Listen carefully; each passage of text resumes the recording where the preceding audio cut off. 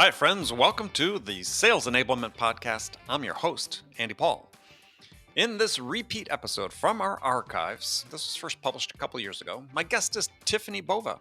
Tiffani's the Global Growth Evangelist for Salesforce.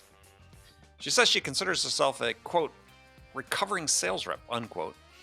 Unfortunately, I think I'm a lifer. But in any event, she believes that the distance that she's has from sales, from the day-to-day selling, enables her to see more clearly the challenges facing sellers and buyers alike.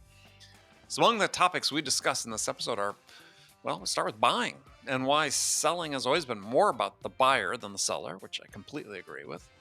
We're also going to explore why the funnel is no longer an applicable metaphor for the buying process and talk about the 4 parallel streams buyers actually work through to arrive at a purchase decision. Lots of good stuff. So all that and much, much more. Before we get to Tiffani, I want to remind you to subscribe to this podcast. If you haven't already, subscribe. And if you subscribe, we'd certainly appreciate if you could also give us your feedback about how we're doing in the form of a review. So thank you. All right, let's jump into it.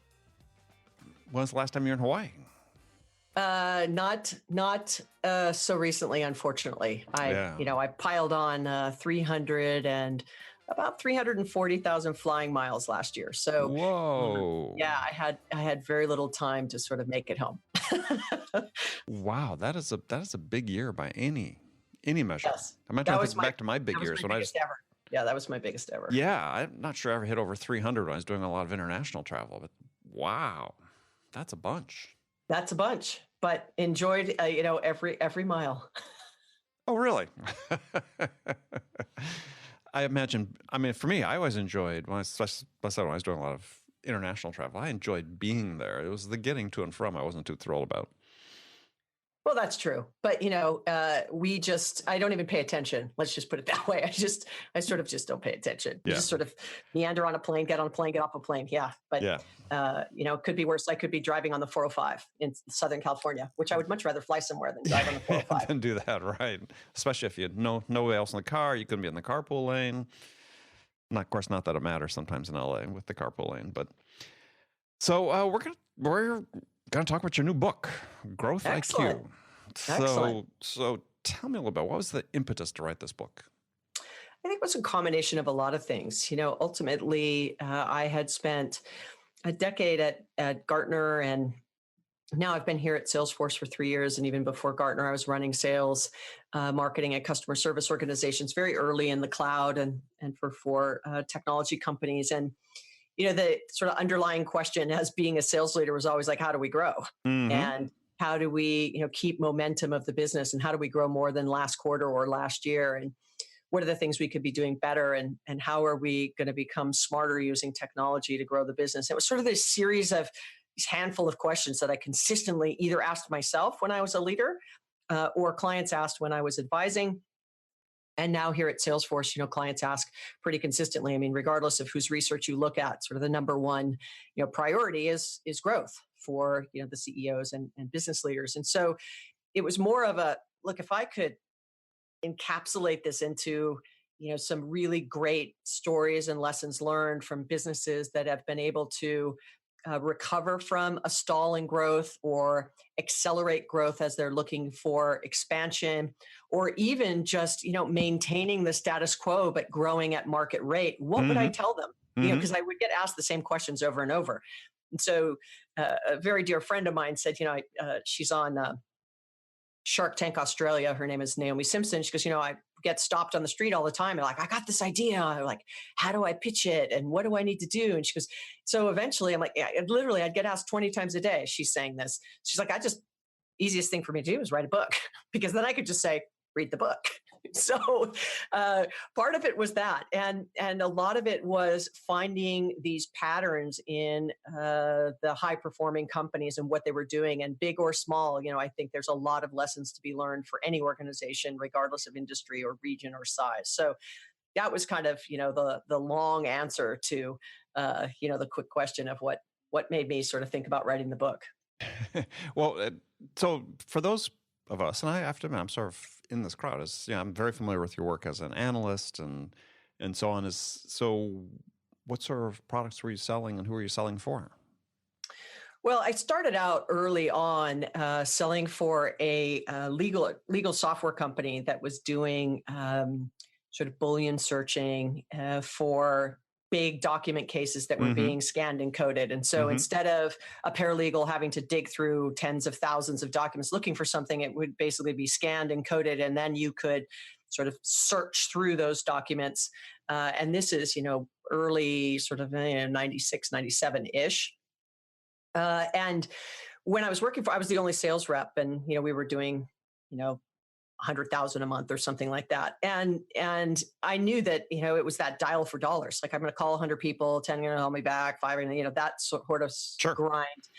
And I was reading Law Technology Product News one day, and there was this sort of ad for this value added reseller, which I didn't really know what that was.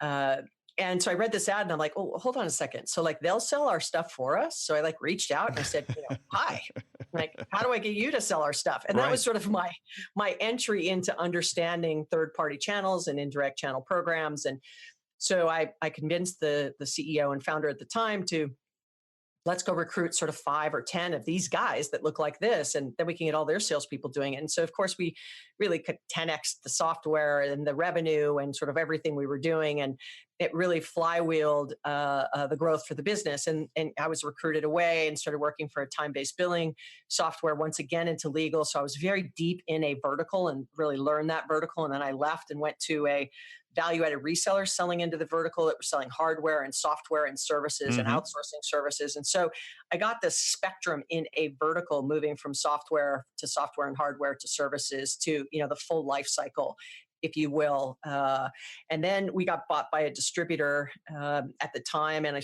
started selling professional services. And then I landed at Sprint, which was random for all kinds of reasons, but they wanted to stand up a professional services organization and said, hey, you know how to do this. Why don't you come here? And one of the clients was a client or an investment client for Idea Lab, which was one of the very first .com investment VCs. And I decided that this cloud thing wasn't called that then, right? But the internet, that was kind of interesting and really different for me. And so I wanted to go try that out. And so I started working for a web hosting company. We'd received 65 million in funding and went out and rolled up a bunch of small little hosting companies. We were really pushing the envelope on what it meant to get small businesses on the web, buying a domain name, getting a website. I mean, this is 2000, right? 99, 2001, and 2. And then I started working for the largest web hoster in the US. We were 4 times the size of Rackspace at the time. And ultimately, we were a Eloqua's beta client. We were Constant Contact's beta client. We were Plesk's beta client. And so we were really at the forefront of things like infrastructure as a service. And it wasn't called that then. We were sort of application service provider. And I was really fortunate to then run sales, marketing, and customer service. So I learned a lot about social selling and selling via chat and phone, and then how to use customer service as another sales engine, and how do you scale 10 people, and search engine optimization and banner ads. I mean, we owned the word web hosting for like $5. Now, which company was this? This was Interland, which is now by the way, web.com. Right. So it's web.com, and our dedicated business became Peer 1. And then a lot of our intellectual property was picked up by other web firms. But that was super early. And so it sort of indoctrinated me into, selling via subscription services and, online, and no field sales, no face-to-face sales in a really hot industry, more importantly, about what people didn't really understand. So you really had to teach them. And then when the transition happened between Interland and web.com, I left and was hired by Gateway Computers to stand up a division for them for indirect selling, which they had never had before. They had closed the stores and wanted to sell through partners. And so they brought me on board to sort of stand that up. And I was there until Gateway broke to half the business to Acer and half the business to Micron PC. And then I landed at Gartner. And so I didn't know my path. Looking back, when I was at Gartner, I looked back and said, what's great about this is that I understand selling software and hardware and services and cloud. I've worked in distribution and telco, and And not that had run multi-billion-dollar divisions. It was just that I had experienced it as a rep, as an AE, quota Yep. bearing, Yep. but also a leader. And so it gave me this very unique practitioner's perspective at Gartner. And I think that gave me a leg up against other analysts that may have just been sort of more academic on those particular topics. Right. And Which is what we encounter mostly. And that's mostly what you encounter. And so I was able to understand sort of the little subtleties of doing things. And so, who knew 10 years later, I was a research fellow and really pushing the envelope on the future of sales and really the digital impact to the way companies will integrate sales, marketing, and service. And then Salesforce offered me something that I just couldn't resist. And so, now I have this wonderful opportunity to sort of balance two things. I get to travel around the world and meet with clients and hear and learn all the wonderful things they're doing, but I also get to work with clients that are trying to figure out their way forward. And so once again, it all kind of led to this book, Growth IQ, but more importantly, it's sort of a combination of my own experience and then all the thousands of conversations I've had over 25 years. Okay, well, let's jump to the book. I mean, I'm glad we got that background. I mean, so, because I think it's, as I mentioned before, it's sort of unusual for analysts to have been a practitioner to the extent you were, at least my experience. So it's always sort of like talking to an academic who's studied sales but never really done it. So the constant theme throughout the book is that, this whole idea of growth is really hard. It's not something you can take for given. Yeah, I would tell you that, one of the very first quotes in the book is growth and comfort never coexist, from Ginny Rometty, who is the CEO of IBM. And that really set the frame for the whole book, because one of the number one things I would hear is from a client is, look, we're really struggling in this quarter. Like, we have to end the quarter strong. What's the one thing we can do? Like, should I spend more marketing dollars? Should I hire more salespeople? Should we cut costs? Right? It would be the same dials would get turned. And I learned early on that it was never just one thing. And that really began this whole thought process for Growth IQ, which was, the one thing about growth is it's never one thing. And that if you're comfortable, even if you're growing now, so for those of you listening, right, if you have a sales team or a company that's growing and you're listening to this, you're going to go, I don't have a problem. This is the time to actually invest in where you think you need to be 1-2 years from now. Because when you're coming from a place of strength of, we are growing, this is the time to pilot and test things. Because if they don't work, we're not betting the business on it. Because if you're already starting to feel a stall and you're trying to make a course correction, it's a lot more risky, because you don't have the additional capital to make those investments. Things are slowing down. You may have to actually cut costs. Morale might be lower. All of the things are working against you versus trying to do it from a place of strength. Well, that seems to be sort of an issue that you oftentimes see with startups. At least my experience of this is that there's a sort of assumption. It's like, we're going really great now. It's going to continue, as opposed to what you just talked about is, it's going really great now, but maybe we've had some good fortune. We sort of hit a moment or something, but moments don't last. Yeah, and I would tell you that it's not only that it doesn't last, but those that I've learned that are very successful are the ones that constantly have this kind of canary in the coal mine, where you have a quarter that's really strong, another quarter that's really strong, and then you have a quarter that's a little softer, but still strong. And then another quarter that's a little softer than the last quarter, but still strong, but it's going slightly in the wrong direction. So, you were growing at 10% and you were growing at 11%, then 9%, then 10%, then 7, then 8, then 6, then 7, right? You're still growing, but you're not going 10, 11, 12, 13, right? You're still growing, but you're growing less. And maybe not even keeping pace with your market. But when it goes, 2 or 3 quarters of either flat, no growth, or a decline, even slight, is where you need to start to go, hold on a second. Something's going on. Is our marketing not as effective? Or our sales teams, what is causing whatever's happening? And many companies make the mistake that they look externally, like what's happening in the market that's causing us not to grow.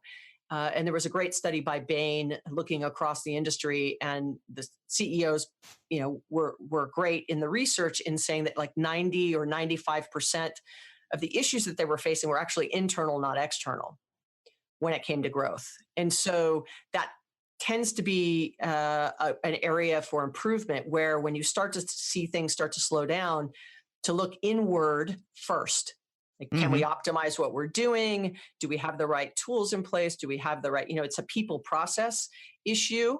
And then once you've exhausted that, then you can go, okay, now what's happening externally? I mean, unless you're in a highly regulated industry where you have no control over regulations changing that completely disrupt your market, that's different. There are always outliers. So anyone listening goes, I don't buy what you did. There are always outliers.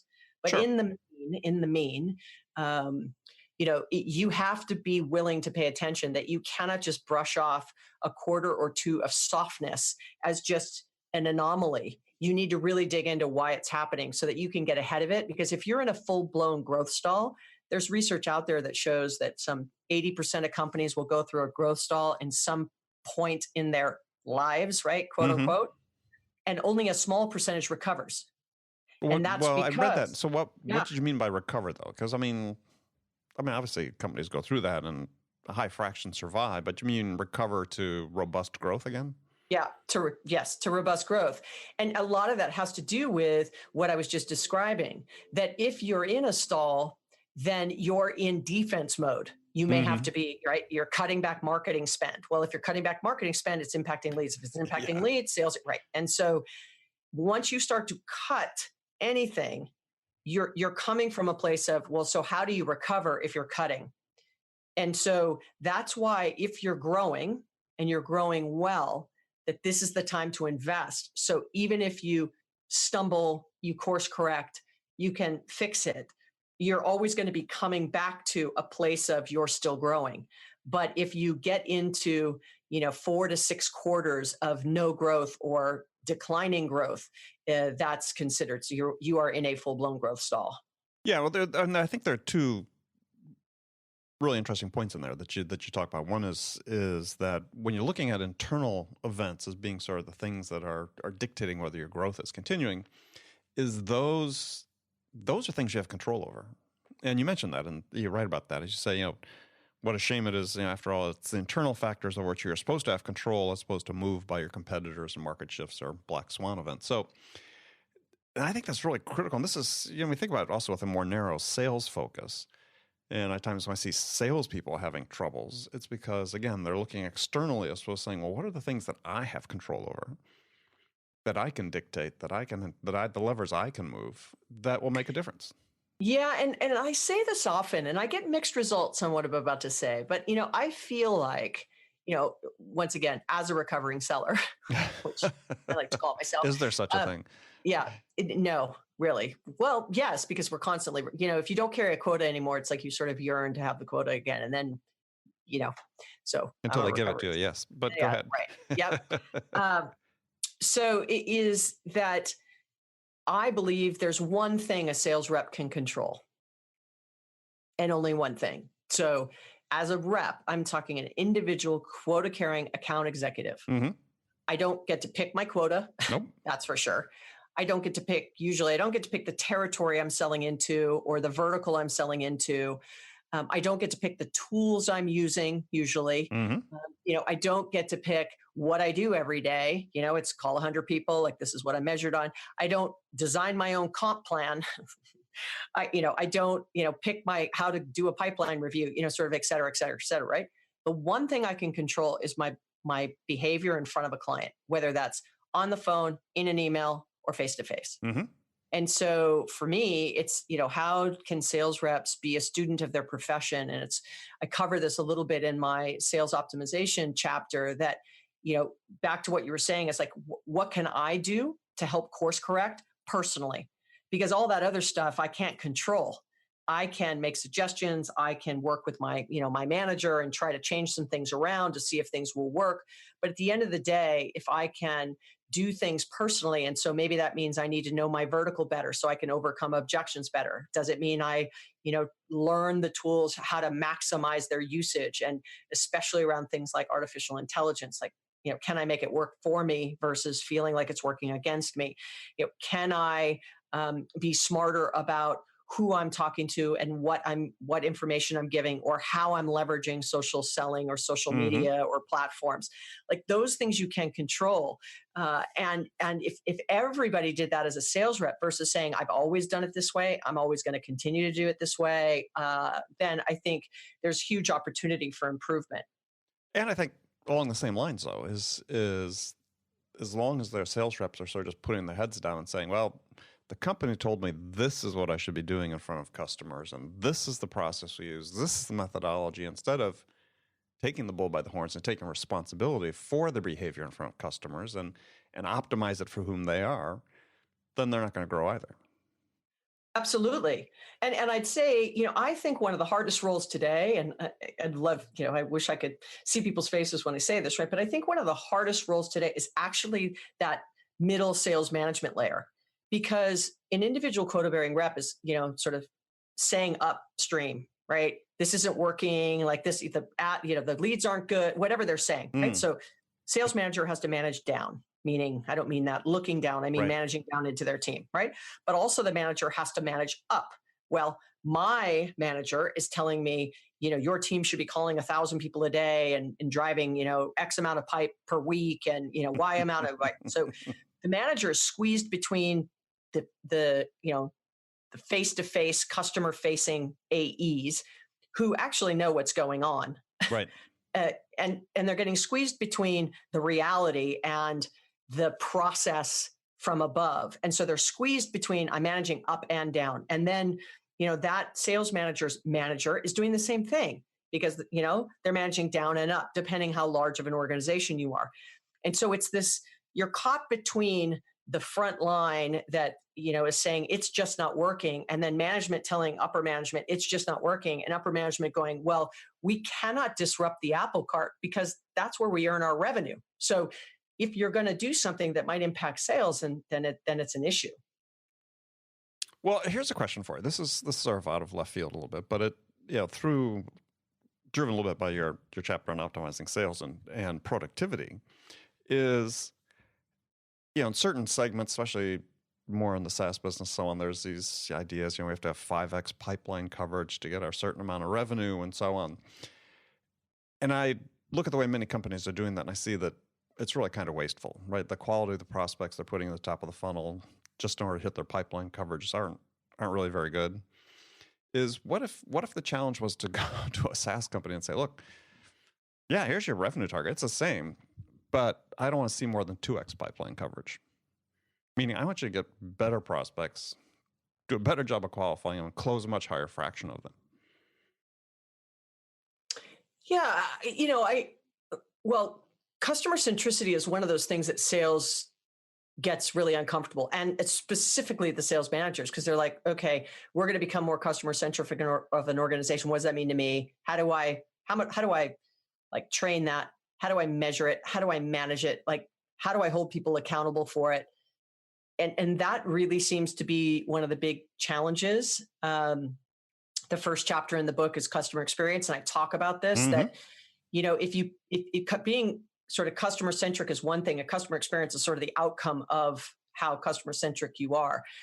But in Salesforce research 2 years ago, customer experience was one of the number one metrics that was starting to bubble up for salespeople. And now, just 1 year later, it became customer satisfaction. And in my opinion, the reason that happened is because CSAT is much easier to measure, because you can get a CSAT score, or customer experience is one of those soft metrics. And so Right. whether if you're tracking net promoter score, maybe you have an opportunity to sort of do that. But then how do you tell an individual quota bearing rep that they're going to be held responsible for net promoter score across the whole company, and that may be a lever for them for an accelerator on, compensation? And they're like, well, like, I'm a little gnat, on the whole grand Right. scheme of net promoter score, Right. versus saying, like, in my customer base, what's the satisfaction? That's a little bit easier to measure.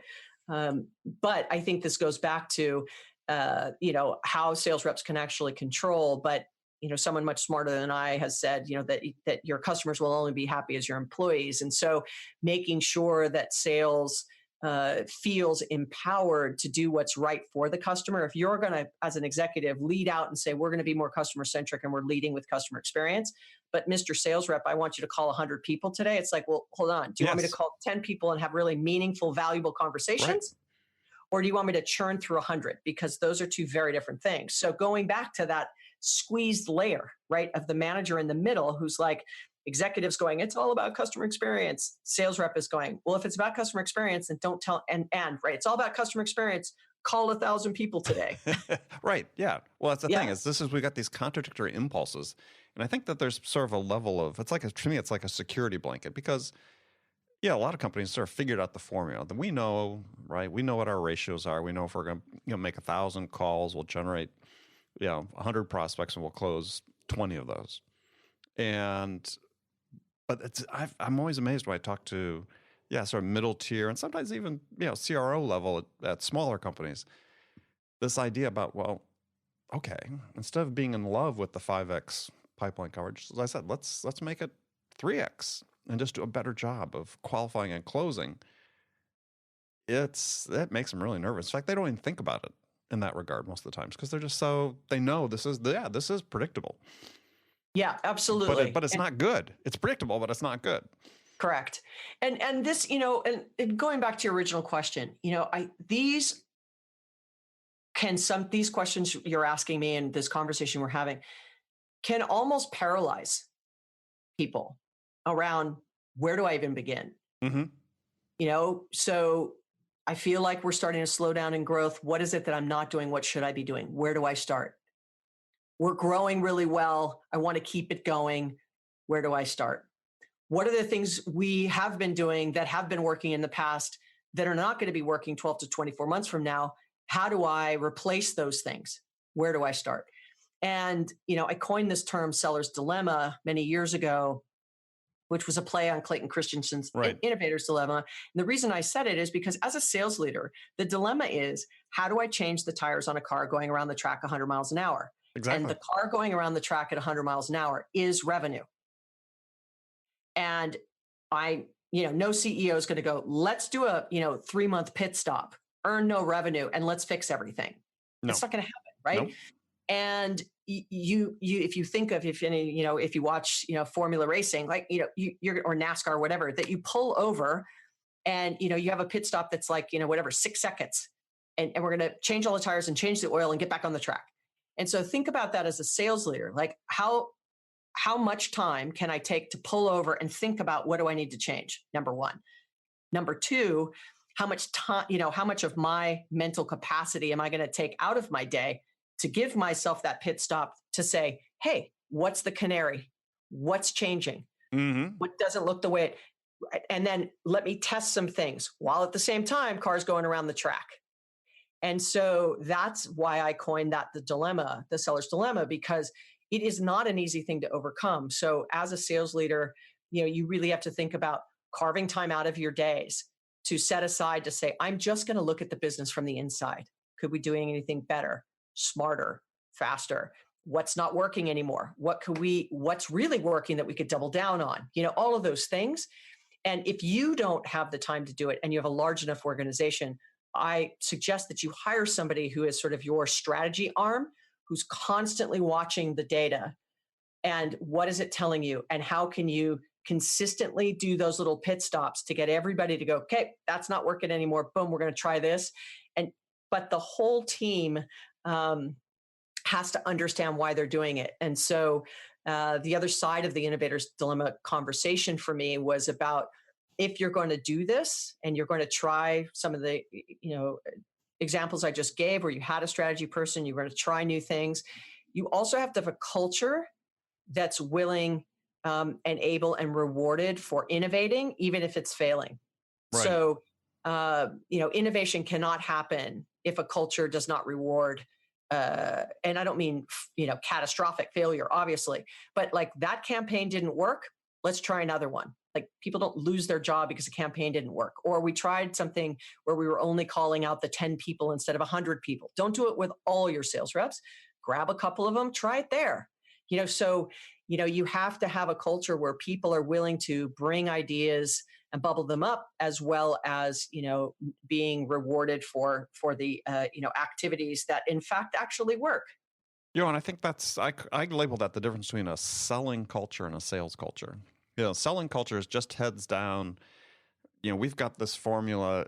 It's not terribly effective or efficient, but it's predictable. We know it's going to generate a certain amount, but we're just heads down. We're just doing it, right? To me, that's like a selling culture. But sales culture is just as you described. How do we keep our eyes open about how we can become better? Constantly look at how we can become more productive for every hour of selling time we spend to generate more revenue. Yeah, absolutely. Absolutely. And so, look, this isn't easy, for the sales managers No. listening. This is a personal challenge to you as sales managers to say, how do I manage up and down, enable and empower my people to try things? How do I carve time out of my day to, watch what's happening internally and anticipate potentially something that's around the corner? How do I, manage then up the food chain to sort of share what I'm learning and showing that we're trying things and what's working and what's not working? That's a challenge. And then for individual sales reps, really taking the opportunity to share things you're learning that you think may work better, and how do you actually present that in a way? And this is really hard, not from a place of an emotional, like, I'm not going to hit my number because, the leads are junk. And like, you have to come back and go, look, over the last 3 months, I've really noticed that the quality of leads has gone down. And so I dug into it and I noticed that from this particular source, the leads were always terrible. So maybe we can let marketing know that those aren't the great, or should we ask other people on the team? Are they seeing the same thing? Like, you need to come forward, with not just the problem statement, but a potential solution and how you can, find a way forward. And I think, that's where you have to really flex your confidence, if you will, to find a way forward. Yeah, and I think along with that is also because you stated very, very well this idea about what sellers can control is their behavior in front of prospects and buyers.